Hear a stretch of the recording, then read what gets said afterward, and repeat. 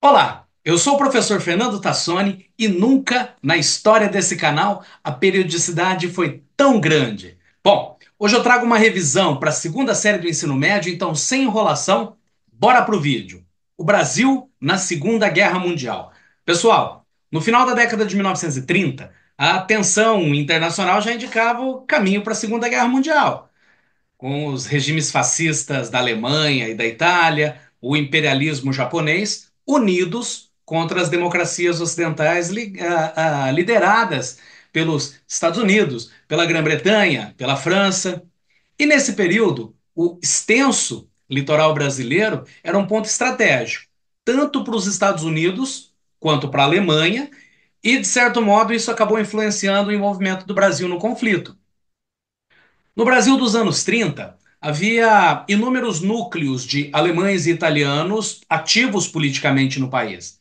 A Alemanha apoiava esses grupos, enquanto os Estados Unidos pressionavam o Brasil para conter o nazifascismo. Getúlio Vargas, então, adota uma política de jogo duplo, aproveitando essa conjuntura, para obter recursos que pudessem dinamizar o processo de industrialização do Brasil. Então ele se equilibrava entre os interesses dos Estados Unidos e das potências do eixo. Essa neutralidade se manteve até o ano de 1942, quando o Brasil rompeu relações diplomáticas com o eixo, após o afundamento de navios brasileiros por submarinos alemães, o que acabou resultando na declaração de guerra. O Brasil contribuiu com os aliados, cedendo bases aéreas e navais na região Nordeste, fornecendo alguns gêneros alimentícios e matérias-primas e também enviando militares para a Europa. Em setembro de 1944, a Força Expedicionária Brasileira se junta ao Quarto Corpo de Exército, que na época era comandado por um general chamado Grittenberger, né? E participou de batalhas importantes como a Batalha de Monte Castelo e Montese. A FEB era comandada por um general chamado Mascarenhas de Moraes, né? O primeiro grupo de caça da FAB era comandado por um militar chamado Nero Moura, e eles combateram na Itália apoiando os aliados. O Brasil enviou cerca de 23 mil homens para a Itália, dos quais aproximadamente 15 mil acabaram participando efetivamente dos combates, com aproximadamente 451 baixas, ou seja, provavelmente 451 soldados brasileiros mortos e cerca de 2 mil feridos. Como consequência, vocês sabem que guerra custa caro, a guerra acabou trazendo pressões inflacionárias, aumentou o custo de vida no Brasil, e o retorno das tropas brasileiras reforçou a insustentabilidade da ditadura de Vargas, porque a vitória dos aliados acabou marcando a prevalência das democracias e aumentando ainda mais o questionamento acerca do regime autoritário do governo Vargas. Vamos falar um pouquinho agora, pessoal, sobre a redemocratização. Pessoal, com a participação do Brasil na Segunda Guerra Mundial, a participação do Brasil, aliás, na Segunda Guerra Mundial, dificultou a compatibilização da política interna da ditadura com a defesa da democracia no cenário internacional. O que eu quero dizer com isso? É, são iniciativas impossíveis de serem conjugadas. Vejam como é que a Força Expedicionária Brasileira luta contra regimes ditatoriais na Europa e o Brasil é governado por um ditador. Então, internamente, a impressão que se tem é que a ditadura já tinha cumprido o seu papel, né? Como fica muito claro naquele registro que ficou conhecido como Manifesto dos Mineiros, né? Lançado em outubro de 1943, e que defendia, dentre outros pontos, a redemocratização do país. A UDN foi o primeiro partido a surgir na reabertura do processo político em abril de 1945, seguida pelo PSD em junho e também pelo PTB em agosto, organizado pelo próprio Vargas. É, com a anistia política, o PCB se reorganizou e lançou o Iedo Fiuza como candidato à presidência. Como resposta, o movimento quiremista, iniciado pelo PTB, ganhou muita força, vocês se lembram com o slogan Queremos Getúlio Vargas, né, apoiado pelo PCB, que via em Getúlio Vargas um mal menor se comparado com outros candidatos militares, anticomunistas, etc., né? A derrubada de Getúlio Vargas em 1945 pelas mesmas forças que o levaram ao poder absoluto em 37 foi uma manobra política de acomodação relacionada à queda do totalitarismo europeu e à vitória dos aliados. Vargas, percebendo o fim da guerra e a derrota do Eixo, percebendo que a derrota do Eixo colocaria um fim na sua ditadura, ele tentou legitimar o seu regime por meio da aproximação das massas urbanas e da adoção de uma política populista. Agora, em janeiro de 1945, protestos contra a ditadura Vargas começaram a se avolumar. E em fevereiro, Vargas, como uma tentativa de ganhar tempo, assegurou eleições num prazo de 90 dias. Essas eleições foram marcadas para o dia 2 de dezembro do mesmo ano, né, de 1945, com a campanha eleitoral ganhando volume por causa do surgimento de inúmeros partidos políticos. O fim do Estado Novo foi, de certo modo, apressado por elementos como o discurso do embaixador norte-americano Adolph Berle Jr., um decreto antitruste, e a nomeação do irmão de Getúlio, Benjamin Vargas, como chefe da Polícia do Distrito Federal. Então, como pretexto de uma guinada de Vargas para a esquerda, os generais Eurico Gaspar Dutra e o Góes Monteiro deram um golpe militar em 29 de outubro de 1945. Um político chamado José Linhares assumiu o governo de maneira interina e as eleições subsequentes acabaram dando a vitória para o general Eurico Gaspar Dutra, que era o candidato ali da coalizão entre o PSD e o PTB, que acabou vencendo o brigadeiro Eduardo Gomes e também Oiedo Fiuza. Vamos falar um pouquinho agora sobre o governo Dutra. Bom, o general Eurico Gaspar Dutra foi eleito presidente em 1945, né, obtendo uma votação imensa, ele teve mais de 3 milhões e 200 mil votos naquele período. É, E a democratização do Brasil após a derrubada do Estado Novo não eliminou o autoritarismo. Ou seja, durante o governo Dutra, o autoritarismo persistiu, né? É, é, as massas populares, elas acabaram incorporadas ao processo político, mas elas eram manipuladas pelo Estado. Então isso caracteriza um governo populista. Durante a Guerra Fria, qualquer tipo de manifestação popular era encarada pelo governo Dutra como agitação comunista, né? O Dutra ele se coloca abertamente como um aliado dos Estados Unidos e como um adversário da União Soviética nesse período, né? Dutra pretendia fazer do Brasil um muro para barrar o avanço do comunismo da Onda Vermelha pelo continente americano. Bom, em 18 de setembro de 1946, foi promulgada a Quarta Constituição Republicana, né, que estabeleceu a organização federativa, o regime representativo, o presidencialista e uma série de outras medidas importantes.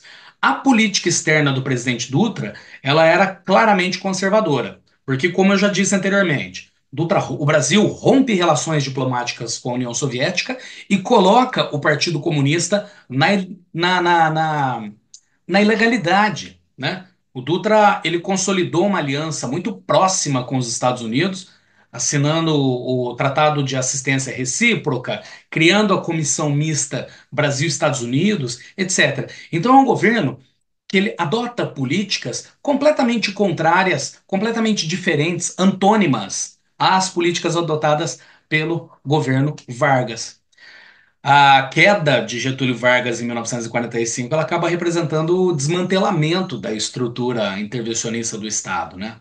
A política econômica passou de uma intervenção estatal no governo Vargas para uma liberação radical durante o governo Dutra. Mas essa radical abertura no governo Dutra acabou não persistindo. A partir de 1947, enfrentando dificuldades, o Estado retomou o seu papel como agente indutor da economia. Então, a cena política da época questionava esse liberalismo econômico e a intervenção estatal, né? Parecem duas coisas contraditórias. A economia brasileira acabou passando por uma transformação com a produção interna de bens de consumos duráveis, né, que acaba se consolidando entre 1945, a partir de 1945, né? Então, como eu disse para vocês, a política econômica do governo Dutra ela foi marcada pela liberalização e pelo incentivo à entrada de capitais estrangeiros. Os 2 primeiros anos do governo Dutra foram especialmente complicados com relação à especulação financeira. Essa especulação financeira ela acabou gerando o esgotamento das reservas cambiais e o Brasil passa por um cenário econômico extremamente complicado. Então, a partir de 1947, para combater esses efeitos da crise, a política cambial acabou sendo modificada e o Plano SALT e a missão ABINC buscaram detectar e eliminar os pontos de estrangulamento da economia brasileira. A história econômica da presidência do presidente Dutra, a história econômica da presidência de Dutra, ela pode ser dividida talvez em duas fases.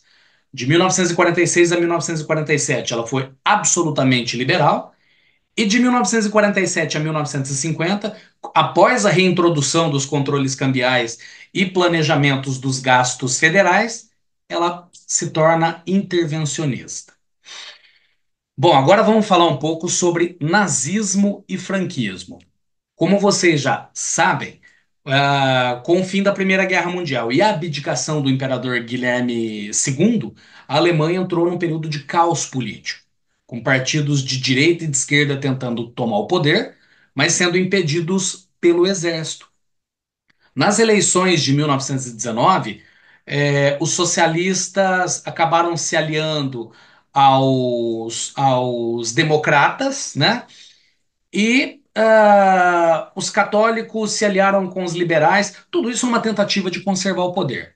A Assembleia Constituinte ela se reuniu na cidade de Weimar, né, elegendo um socialista chamado Friedrich Ebert como presidente e adotando uma nova Constituição. Agora, apesar dessas reformas, a República de Weimar enfrentou dificuldades econômicas, políticas, com inflação galopante, de novo, golpes de direita e golpes de esquerda. Então, a instabilidade acabou fazendo o cenário social, político e econômico da Alemanha no período pós-Primeira Guerra Mundial absolutamente instável, né? Avançando um pouquinho, no ano de 1925, o Hindenburg foi eleito presidente, mas a crise econômica mundial de 1929 abriu caminho para a ascensão política de Adolf Hitler. Hitler, como vocês sabem, era nascido na Áustria, enfrentou uma série de dificuldades pessoais antes de se juntar a um regimento alemão na Primeira Guerra Mundial. Só que a guerra, a derrota na guerra, a derrota da Alemanha na Primeira Guerra Mundial, acabou abalando profundamente, o que posteriormente o leva a escrever aquele livro Mein Kampf, onde ele acaba expondo o pensamento, a doutrina nazista, né? Que basicamente pregava o nacionalismo extremado, o antissemitismo, enfim. Vocês sabem que uma das principais características do fascismo alemão é que se trata de uma ideologia racial, né? Então Hitler organizou o partido nazista em Munique e ele angaria rapidamente simpatizantes, ele acaba recrutando uma série de intelectuais e oficiais desempregados, é, tenta dar um golpe de Estado em 1923, né? Mas houve resistência da polícia, falta de apoio popular, e isso acabou resultando na prisão dele. Foi nesse período em que ele escreve o Mein Kampf, e quando ele sai da cadeia, o partido acaba temporariamente definhando. Agora, no período logo após o final da Primeira Guerra Mundial, a economia da Alemanha ela apresentava sinais de reação. sobretudo por causa de investimentos estrangeiros, principalmente dos Estados Unidos. Porém, a partir de 1930, por causa da crise da Bolsa de Valores de 1929, esses investidores estrangeiros retiraram esses investimentos da Alemanha, o que gerou uma nova crise econômica, com o aumento da inflação. A inflação se tornou galopante nesse período, aumento do desemprego. O desemprego chegou em 1933 a atingir 8 milhões de trabalhadores. Então, é esse cenário caótico que permitiu a ascensão do Partido Nazista que em 1930 elegeram 107 deputados para o parlamento. Em 1932, o Hindenburg foi eleito presidente, tendo Hitler como adversário, né? Ele derrota o Hitler nas eleições, e o von Papen foi eleito chanceler. Só que a crescente influência, vamos chamar assim, nazista, acabou levando Hindenburg a chamar Hitler para compor a vice-chancelaria. Ele costumava dizer que um político precisava ter os seus aliados próximos e os seus inimigos mais próximos ainda. Agora, embora o Hindenburg tenha convidado Hitler para ocupar o cargo de vice-chanceler, o Hitler recusou a proposta. Tempos depois, em janeiro de 1933, o Hitler assume a chancelaria, agora com o von Papen como vice-chanceler. Então, rapidamente, quando ele chega ao poder, o Hitler estabelece uma ditadura, colocando o Partido Comunista na ilegalidade e suspendendo todas as liberdades constitucionais. Em 1934, depois da morte do Hindenburg, o Hitler acumula as funções de chanceler e de chefe de Estado, consolidando o totalitarismo na Alemanha. A estrutura capitalista continuou na Alemanha, embora fosse um capitalismo com intervenção estatal muito forte, né? O Estado controlava a produção, o Estado controlava salários, remessas de lucros, o Estado proibia greves, proibia organização de sindicatos. A concentração industrial aumentou muito, né? E o Hitler começa a adotar uma série de medidas para combater o desemprego e rearmar a Alemanha, ou seja, ele rompe, ele desrespeita o Tratado de Versalhes. Então a política econômica se torna muito mais agressiva. A Alemanha se torna, nesse período, talvez a segunda maior potência industrial do mundo, né? O que tornou o país capitalizado novamente e com capacidade de fazer os investimentos para colocar em prática a ideologia política nazista de Hitler, né?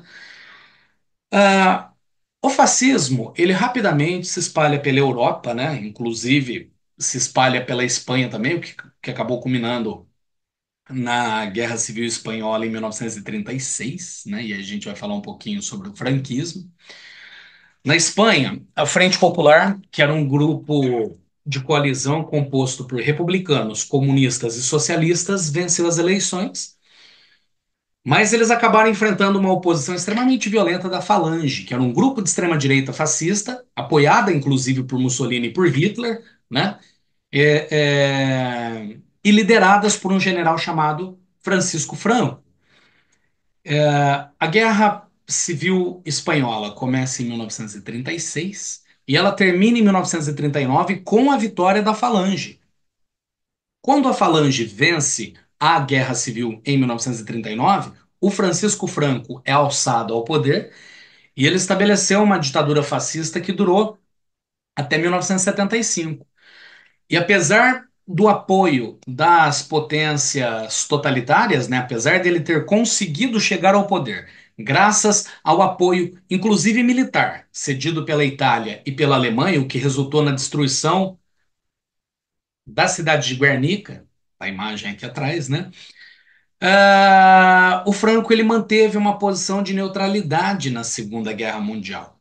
Posteriormente, em 1969, ele nomeou o príncipe Juan Carlos como seu próprio sucessor, e em 1975, com a morte de Francisco Franco, o Juan Carlos iniciou as reformas que restabeleceram a democracia na Espanha. Ufa! Pessoal, esse vídeo aqui, essa camisa laranja, ela tem uma referência, hein? Tomara que vocês peguem o spoiler. Turma, Por hoje era isso. Eu espero que vocês tenham gostado. Tomara que ajude vocês. Curtam e compartilhem o vídeo. Deixem o seu like para ajudar na divulgação. Um grande abraço para vocês e fui. Valeu. Tchau, tchau.